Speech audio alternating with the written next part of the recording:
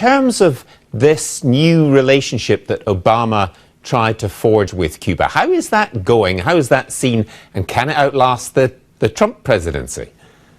Well, I think it was something, Gavin, that Barack Obama wanted to be seen as part of his legacy, a central part of his legacy, if you like, the normalization certainly of diplomatic ties with Cuba, but the future of those measures really does depend on what his successor, Donald Trump, decides to do. Now, on the campaign trail, Mr. Trump said that basically he would tear up the agreements that have been reached. He believes that a different sort of agreement, a tougher agreement, could have been reached with the Cubans, and one that was based on the relaxation of political and religious freedoms. Now, Donald Trump, of course, is nothing if not a pragmatist. He's a businessman at heart, of course, and the rapprochement between the United States and Cuba has opened up a lot of business opportunities. There's no question about that. On Monday, we're due to see the launch of 20 direct flights between the US and Cuba.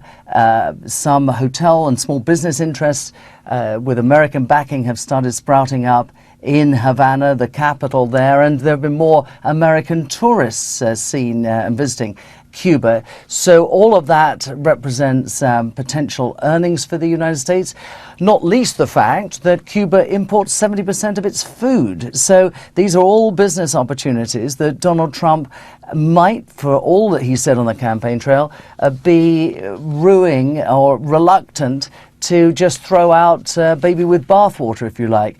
The only contrasting view of that is that there are Cuban Americans in Miami who are hardliners. They do not want to see a relaxation of the trade embargo. They want to see tougher treatment of Cuba, and they are influential people whose votes Donald Trump needed to win the key state of Florida.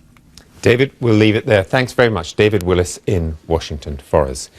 And Richard Gott is still with us. On that point, Richard, I visited Cuba a few times and was told during the period where Fidel was at the height of his power, I suppose one could say, that the most subversive things the Americans could do would be to normalize relations, because the people feared that Cuban Americans would come back home and say, look, this is my house in Miami, this is my car, how are you doing, brother or cousin? And that does have an effect, doesn't it, on Cuba? It did change things. It certainly does. And I mean, to be fair, the Cubans are very aware, the Cuban government has been very aware of that. And they have very, very strictly controlled who and what, and, you know, you're not allowed to, you can't buy more than 50% of a hotel. And they've kept very careful. They're very, very worried about Miami money flowing in. They've much preferred having money coming from Europe. But it is happening as we speak. But will be very closely controlled, I think. When Fidel Castro got older, the regime became quite geriatric, didn't it, in some ways, and also very authoritarian. I mean, if you had AIDS, you were locked up. It was called a sanatorium, but it was basically a kind of prison. Yes. Dissent was crushed and so on, and that's the aspect of the regime that many people found the most distasteful. In other words, it replicated, perhaps not as bad as Batista, but what they'd overthrown. Yes, I don't think it's ever been as bad as all that, to be honest. I always call Castro a sort of Spanish governor general. That's what he most represents. For 4 centuries, Cuba had a governor general, and Castro has been that, you know, basically benevolent governor general. There were some cruel ones, but some benevolent ones. And I think that's how he is looked upon. And if you talk to Cubans today, they do regard Fidel as the sort of father of the nation. And in terms of where Cuba is now, then, how do you see the future? Because the Castro era is not over. Raúl is still president, but it will be over eventually. And there must be a younger generation who want change.